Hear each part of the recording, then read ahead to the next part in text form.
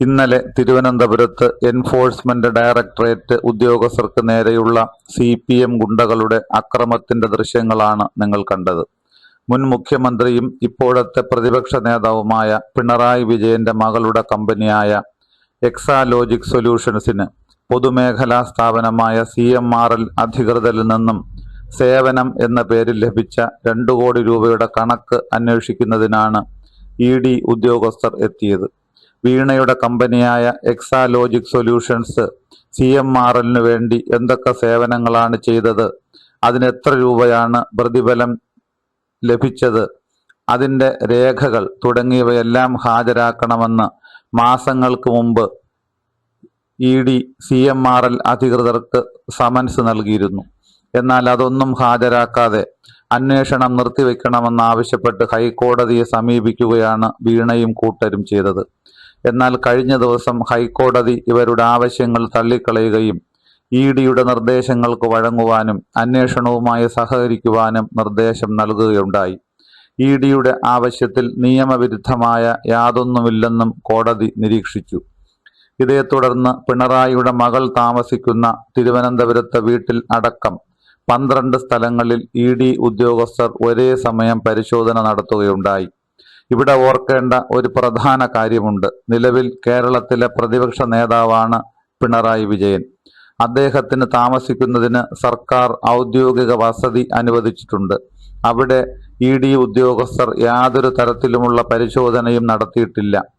മറിച്ച് പരിശോധന നടത്തിയത് പിണറായിയുടെ മകൾ 3 ലക്ഷം രൂപ മാസ വാടകയ്ക്ക് എടുത്ത് താമസിക്കുന്ന കൊട്ടാര സദൃശ്യമായ വീട്ടിലാണ്. എന്നാൽ അക്കാര്യം മറച്ചുവെക്കുകയും പിണറായിയുടെ വീട്ടിൽ പരിശോധന നടത്തുകയാണെന്ന് പ്രചരിപ്പിക്കുകയും ചെയ്താണ് CPM ഗുണ്ടകൾ അക്രമം അഴിച്ചുവിട്ടത്. കമ്മ്യൂണിസ്റ്റ് പാർട്ടിയിൽ മെമ്പർ പോലുമല്ലാത്ത വീണയുടെ വീട്ടിലും അവരുടെ ഭർത്താവായ റിയാസിന്റെ വീട്ടിലും പോലീസ് പരിശോധന നടത്തുന്നതിന് എന്തിനാണ് CPM ഗുണ്ടകൾ നാട്ടിൽ ആക്രമണം അഴിച്ചുവിടുന്നത് എന്നത് ചിന്തിക്കേണ്ട ഒരു കാര്യമാണ്.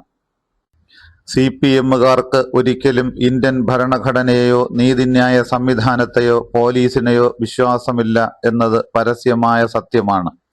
തങ്ങൾ ഭരിക്കുമ്പോൾ എതിരാളികളെ പോലീസിനെ കൊണ്ട് ക്രൂരമായി നേരിടുകയും രാഷ്ട്രീയ എതിരാളികളെ കള്ളക്കേസിൽ കുടുക്കുകയും ചെയ്യുന്നത് CPMകാരുടെ സ്ഥിരം ശൈലിയാണ്. എന്നാൽ CPM നേതാക്കന്മാർക്കെതിരെ ഏതെങ്കിലും തരത്തിലുള്ള അഴിമതി കേസുകൾ വന്നാൽ രാഷ്ട്രീയമായ വേട്ടയാടലായി ചിത്രീകരിക്കുകയാണ് ചെയ്തു വരുന്നത്.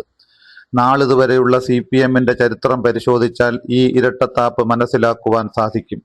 കേരളത്തിലെ മുൻ മുഖ്യമന്ത്രിയായ K കരുണാകരൻ അടക്കമുള്ളവർക്കെതിരെ അഴിമതി ആരോപണം ഉയർന്ന സമയത്ത് അവർ രാജിവെക്കണമെന്ന ആവശ്യമുയർത്തി സമരം നടത്തിയ CPMകാർ ലാവ്ലിൻ കേസിൽ പ്രതിയായ പിണറായിയെ 2 പ്രാവശ്യമാണ് മുഖ്യമന്ത്രിയാക്കിയത്.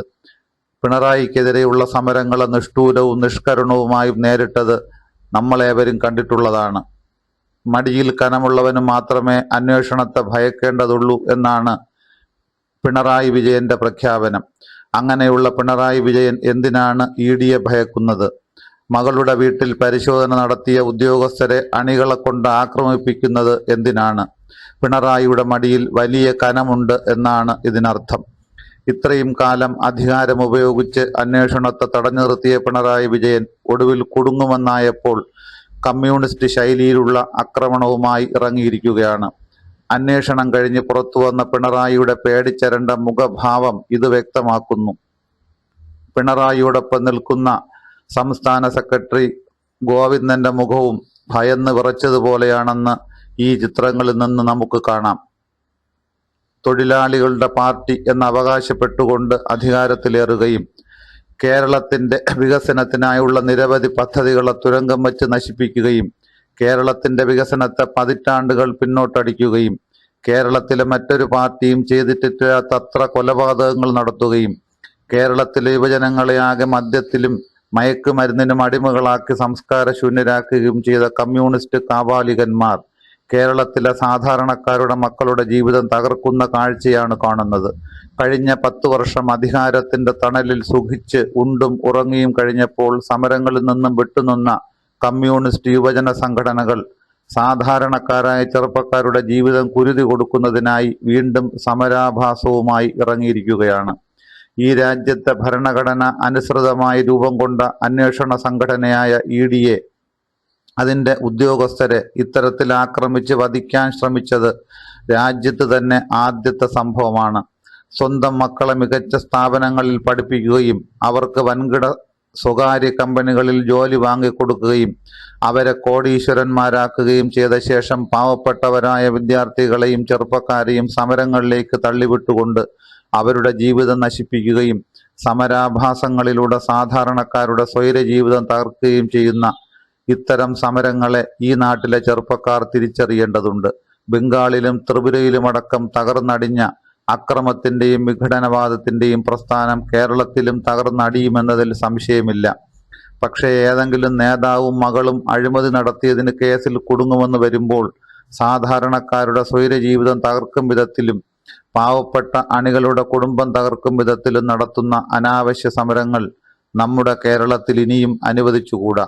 നാട്ടിൽ സ്വൈരജീവിതം ആഗ്രഹിക്കുന്നവർ ഈ കമ്മ്യൂണിസ്റ്റ് ഗുണ്ടകൾക്കെതിരെ തെരുവിലിറങ്ങേണ്ട കാലം അതിക്രമിച്ചിരിക്കുന്നു. പാവപ്പെട്ടവന്റെ മക്കളുടെ ജീവിതം കുരുതി കൊടുക്കുന്ന വിദ്യാർത്ഥി രാഷ്ട്രീയം നിരോധിക്കേണ്ട സമയം അതിക്രമിച്ചു. കമ്മ്യൂണിസ്റ്റ് മുക്ത കേരളമാണ് സുരക്ഷിത കേരളം എന്ന തിരിച്ചറിവ് നമുക്കേവർക്കും ഉണ്ടാകേണ്ടതുണ്ട്. അക്കാര്യം അടിവരയിടുന്നതാണ് ഇന്നലെ തിരുവനന്തപുരത്ത് നടന്ന CPM ഗുണ്ട ആക്രമണം എന്ന് പറയാതെ വയ്യ.